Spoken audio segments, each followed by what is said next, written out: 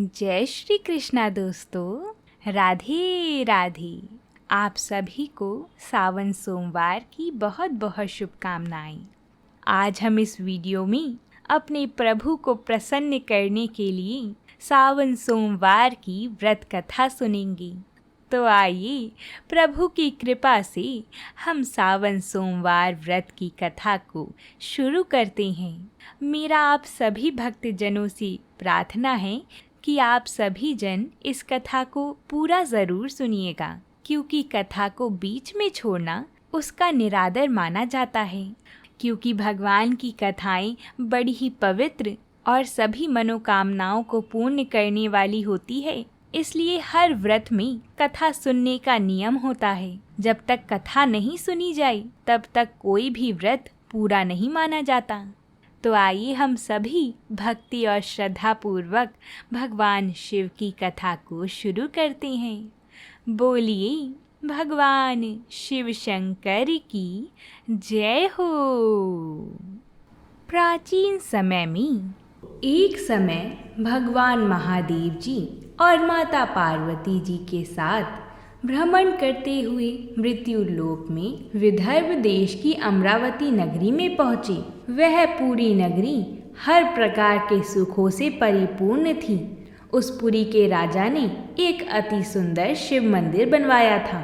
उसी मंदिर में महादेव जी और माता पार्वती निवास करने लगे। एक समय की बात है, एक समय माता पार्वती जी ने भगवान शंकर को प्रसन्नचित्त देखकर मन बहलाने की इच्छा से उनसे चौसर खेलने का आग्रह किया। भगवान शंकर जी ने अपनी प्राण प्यारी की बात मानकर चौसर खेलना प्रारंभ किया। उसी समय उस मंदिर का पुजारी निमित्त बनकर मंदिर में आया और माता पार्वती जी ने उस पुजारी ब्राह्मण से एक प्रश्न किया कि इस चौसर की बाजी में किसकी जीत होगी। भाग्यवश ब्राह्मण बिना विचारे ही बोल उठा कि महादेव जी की ही जीत होगी। परंतु हुआ इसके विपरीत और थोड़ी देर में बाजी समाप्त होने पर माता पार्वती जी की ही जीत हुई। इस पर माता पार्वती जी को ब्राह्मण के झूठ बोलने के कारण बहुत क्रोध आया और उसको श्राप देने के लिए तैयार हो गई। यद्यपि महादेव जी ने पार्वती जी को बहुत समझाया, परंतु उन्होंने कुछ भी न मानकर ब्राह्मण को कोढ़ी होने का श्राप दे दिया। कुछ दिनों पश्चात पार्वती जी के श्रापवश होकर वह कोढ़ी हो गया और अनेक प्रकार के कष्टों को भोगने लगा। जब इस प्रकार उसको कष्ट भोगते हुए बहुत दिन हो गए तो एक दिन स्वर्ग की अप्सराएं भगवान शिव जी के मंदिर में पूजा करने के लिए आईं और पुजारी जी को शारीरिक कोढ़ से दुखी देखकर दया भाव से पूछा तो ब्राह्मण ने विनाश का वृत्तांत बताया कि भगवान शिव जी और माता पार्वती जी के चौसर खेलने और पार्वती जी के श्राप से ही मेरा ये हाल हुआ है। तब अप्सराएं यह सब कथा सुनकर कहने लगी कि हे ब्राह्मण, अब तुमको अधिक दुख नहीं उठाना पड़ेगा। भगवान शंकर की कृपा से तुम्हारे सब दुख दूर हो जाएंगे। तुम सब व्रतों में उत्तम व्रत सोमवार व्रत को विधि पूर्वक करो। तब ब्राह्मण सोमवार व्रत की विधि को अप्सराओं से पूछने लगा।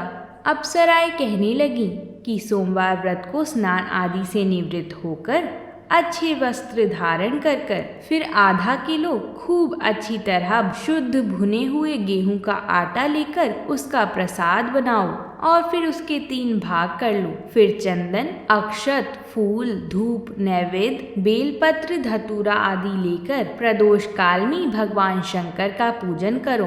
भगवान शंकर का पूजन भक्ति और श्रद्धा से युक्त होकर करो। फिर प्रसाद के 3 भागों में से एक भाग भगवान शंकर का प्रसाद समझकर उपस्थित सज्जनों को बांट दो और आप भी प्रसाद पालो। इस प्रकार 16 सोमवार तक व्रत करो। फिर 17वें सोमवार को पाव भर शुद्ध गेहूं का आटा लेकर उसकी बाटी बनाओ और उसमें घी, शक्कर, गुड़ परिणाम सहित मिलाकर चूरमा बनाओ और शिव जी का भोग लगाकर उपस्थित सज्जनों को बांट दो। साथ ही आप भी प्रसाद पालो। इस प्रकार करने से भगवान शंकर की कृपा से मनुष्य के सब मनोरथ पूरे हो जाते हैं। ऐसा कहकर अप्सराएं तो स्वर्ग चली गईं और उस ब्राह्मण ने अप्सराओं की कथा अनुसार विधिवत 16 सोमवार तक व्रत किया और भगवान शंकर की कृपा से रोग मुक्त होकर बड़े आनंद से रहने लगा। कुछ काल व्यतीत हो जाने पर भगवान शिव और माता पार्वती जी फिर उसी मंदिर में पधारे। उस ब्राह्मण को श्राप मुक्त देखकर पार्वती जी ने बड़े आश्चर्य से पूछा कि रोग मुक्त होने का क्या कारण है। तब ब्राह्मण ने 16 सोमवार की सब कथा सुनाई। माता पार्वती व्रत का वृतांत सुनकर बहुत ही प्रसन्न हुई और उन्होंने भी विधि पूर्वक इस व्रत को किया तथा व्रत के प्रभाव से उनके गए हुए पुत्र स्वामी कार्तिकेय स्वयं आकर माता की आज्ञाकारी हुए। कार्तिकेय जी को अपने विचारों में परिवर्तन होने का कारण जानने की बड़ी भारी इच्छा हुई और उन्होंने माता जी से इस रहस्य का कारण सुनने की इच्छा प्रकट की। तब माता पार्वती जी ने 16 सोमवार व्रत की कथा सुनाई। तब उन्होंने भी इस व्रत का प्रभाव सुनकर उनका एक मित्र ब्राह्मण बहुत दिनों से परदेश गया हुआ था, उससे मिलने की इच्छा से इस व्रत को धारण किया और उनका मित्र बहुत शीघ्र ही आकर कार्तिकेय जी से मिला और उनसे अकस्मात मिलने का रहस्य कार्तिकेय जी से पूछा। उन्होंने उत्तर दिया कि हमने तुमसे मिलने के लिए 16 सोमवार का व्रत किया था, उसी के प्रभाव से तुम मिले हो। ऐसा सुनकर ब्राह्मण ने भी अपने विवाह की इच्छा से विधि पूर्वक इस व्रत को किया। इस व्रत के प्रभाव से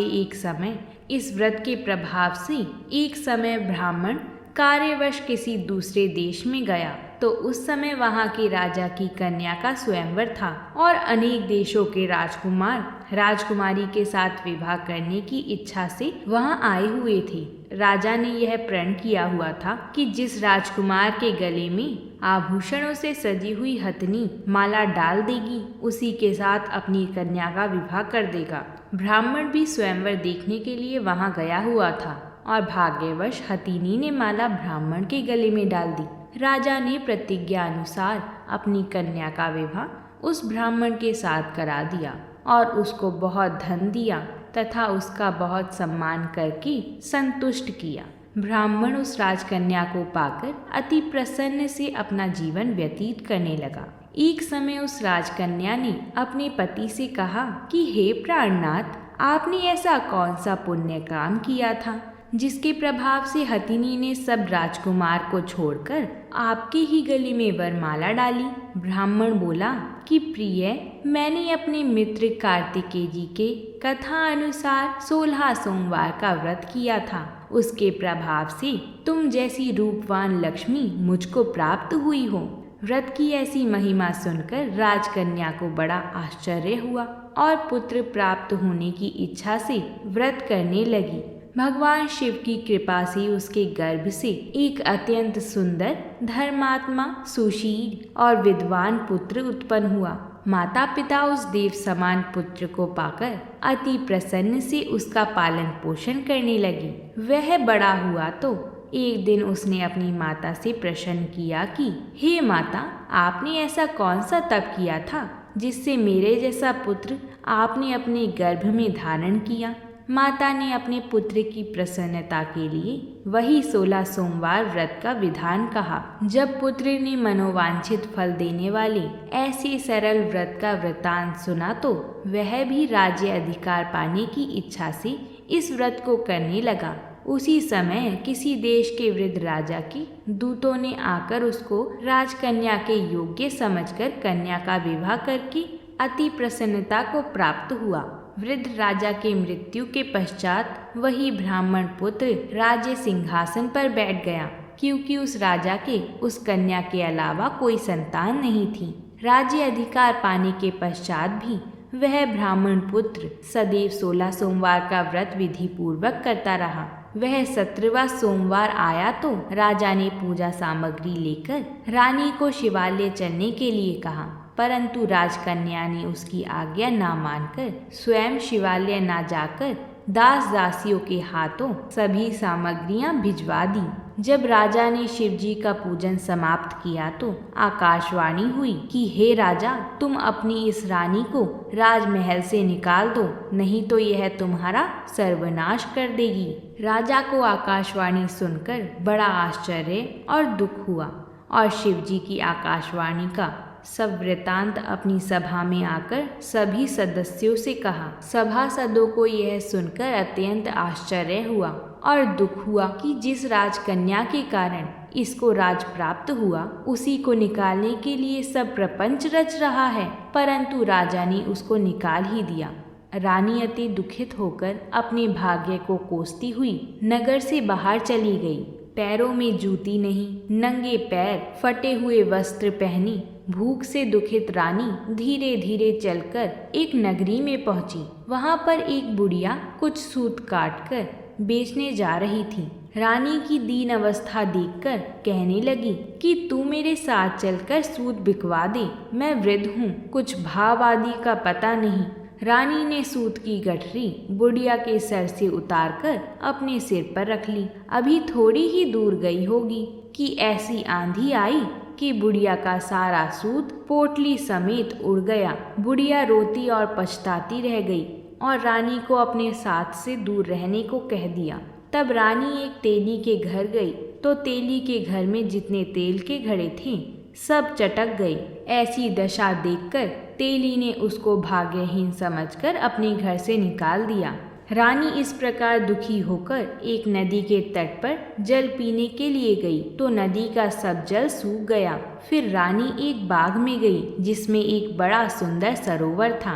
रानी जैसे ही जल पीने सीढ़ियों से नीचे उतरी, जल पीने के लिए उसने जैसे ही जल को स्पर्श किया, वैसे ही नील कमल के समान जल में असंख्य कीड़े उत्पन्न हो गए और सारा जल गंदा हो गया। हताश होकर रानी ने अपने भाग्य को कोसते हुए इसी गंदे जल का पान किया और विश्राम करने के लिए एक पेड़ की शीतल छाया के नीचे गई तो पेड़ के सब पत्ते गिर गए। रानी जिस पेड़ के नीचे जाती उसी के पत्ते गिरने लगते। उस वन के पेड़ों की और सरोवर के जल को और सरोवर के जल की दशा देखकर उस वन के ग्वालों ने, जो वहां पर अपनी गायों को चराते थे और सरोवर में जल पिलाते थे, बड़े दुखी भाव से यह सब कथा अपने गुसाई जी को सुनाई। वह उसी नगर के एक मंदिर के पुजारी थे। तब सभी ग्वालों ने रानी को गुसाई के पास ले गए। रानी के मुख की कांति और शोभा देखकर गुसाई जी को समझ आ गया कि यह अवश्य किसी कुलीन वंश की अबला दुखित स्त्री है। ऐसा सोचकर गुसाई जी ने रानी से कहा कि मैं तुम्हें अपनी पुत्री समान रखूंगा, तुम मेरे आश्रम में रहो, यहाँ तुमको किसी प्रकार के कष्ट नहीं होंगे। ऐसे वचन सुनकर रानी को कुछ धीरज हुआ और वह आश्रम में ही रहने लगी। परंतु जो भी भोजन बनाती उसे तथा जो जल भर कर लाती उसमें कीड़े पड़ जाते। अब गुसाई जी को भी बड़ा आश्चर्य हुआ और दुख हुआ तथा वह कहने लगे कि पुत्री, तुझ पर कौन से देवता का कोप है जो तेरी ऐसी दशा हो गई। तब गुसाई जी की बात सुनकर रानी ने शिव पूजा का सारा वृतांत गुसाई जी को सुनाया। तो गुसाई जी ने अनेक प्रकार से भगवान शंकर की स्तुति की और रानी से कहने लगे कि पुत्री, तुम सब मनोरथ पूर्ण करने वाले 16 सोमवार का व्रत करो, उसके प्रभाव से ही तुम्हारे सब कष्ट दूर होंगे। गुसाई जी की आज्ञा अनुसार रानी ने 16 सोमवार के व्रत किए और 17वें सोमवार को पूजन से राजा के हृदय में विचार उत्पन्न हुआ कि रानी को गए बहुत समय हो गया है, न जाने कहाँ भटकती होंगी, अब उसे ढूंढना चाहिए। यह विचार कर चारों दिशाओं में अपने दूतों को रानी को ढूंढने के लिए भेजा। ढूंढते ढूंढते गुसाई जी के आश्रम में भी पहुंच गए और उनको सब वृतांत सुनाकर रानी को अपने साथ ले जाने के लिए कहा, परंतु गुसाई जी ने रानी को नहीं भेजा। तब दूतों ने रानी का पता और सब वृतांत जाकर राजा को सुनाया। राजा सब वृतांत सुनकर स्वयं गुसाई जी के आश्रम में गए और गुसाई जी से विनती भाव से कहने लगे कि महाराज, यह महारानी मेरी पत्नी है। भगवान शंकर के कोप से मैंने इसको त्याग दिया था। अब भगवान शंकर का कोप इस पर शांत हो गया है, इस कारण इसको लेने के लिए यहाँ आया हूँ।